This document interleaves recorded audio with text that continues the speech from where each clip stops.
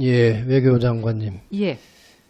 이제 강제동원 문제에 관해서 이제 작년 10월 판결 이후에 약 8개월 만에 이제 외교부에서 일본에 제안을 하셨죠. 예, 그렇습니다. 이제 한일 양국 기업에서 기금 만들어서 배상하자 하는 것입니다.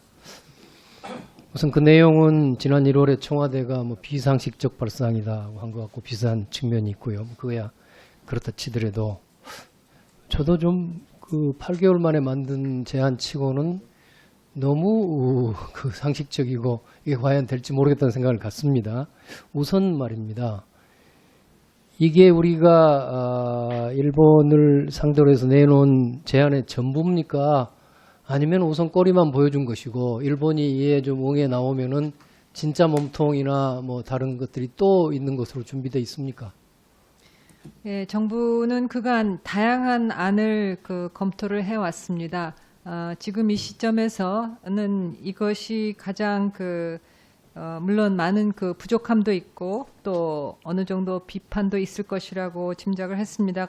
지금 이 시점에서 우리가 정부가 내놓을 수 있는 가장 합당한 안이라고 그래서 이번에 발표하게 됐습니다. 예컨대 일본에서 좋다. 한국에서 제안한 대로 이렇게 하자. 한일 한국 기업이 기금 만들어 배상하자. 이렇게 동의를 하고 나오면은 이 문제 해결되는 겁니까? 예, 예측 그렇게 예단할 수는 없을 것 같습니다. 아니, 우리의 제안이에요. 제 말씀은 일본의 문제를 묻는 게 아니라 네네. 우리 제안이 우리의 오퍼 아닙니까? 네네. 그 오퍼를 일본이 받아주면은 그걸로 일단 이 문제는 해결되는 겁니까? 강제동원 문제 더 이상 수용할 경우에 저희가 일본이 그런 문제 해결되는 요청한 겁니까? 3조 1항 외교적 협의에 수용할 것을 검토할 용의가 있다. 아니, 다른 내용이 더 없습니까? 이걸로는 강제동원 문제 해결된 겁니까? 우리나라 해결됐다고는 말씀드리기 그럼 어렵죠. 뭐가 그래서 그 질문입니다. 예컨대 일본이 이 문제를 승낙하고 온다면 그 다음 단계로 또 우리 정부가 요구하거나 얻어내야 할 것이 있습니까? 없습니까?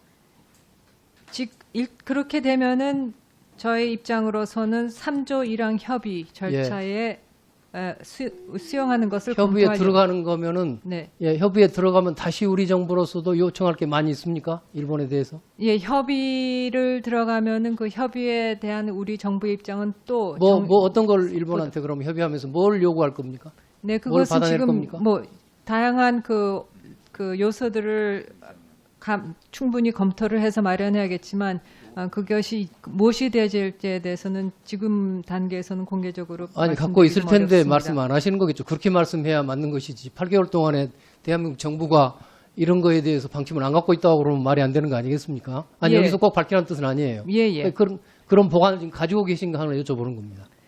정부 나름대로에서는 여러 가지 시나리오에 가능한 보관들을 갖고 있습니다만 저는 이렇다고 봅니다. 그러니까 이게 지금 이 문제는 결국은 대법원 판결에 의해서 촉발된 문제이기도 하고 그 대법원 판결의 요지는 뭐냐 그러면 일제 식민지 지배의 기원을 이루는 협정과 조약이 애초부터 무효다. 그래서 식민지는 완전 불법행위고 그 식민지 시대에 일본의 무슨 이런저런 동원령이나 법령에 의해서 우리 대한민국 그 당시는 대한민국으로 하여튼 우리 국민을 동원해서 가서 여러 한 건 전체적으로 불법이니까 그리고 그 문제는 청구권 협정으로도 해결되지 않았겠으니까 배상하라 하는 것이 대법원 판결의 취지란 말이에요. 그렇습니다. 그러면은 이 문제는 돈만 받고 끝날 문제가 아니고 우리로서는 이 식민지 지배의 기원을 이루는 협정과 조약이 다 불법이라는 사실을 일본으로부터 얻어내야만이 그건 우리의 100% 만족이 있을 수 있는 원칙의 문제라고 봅니다.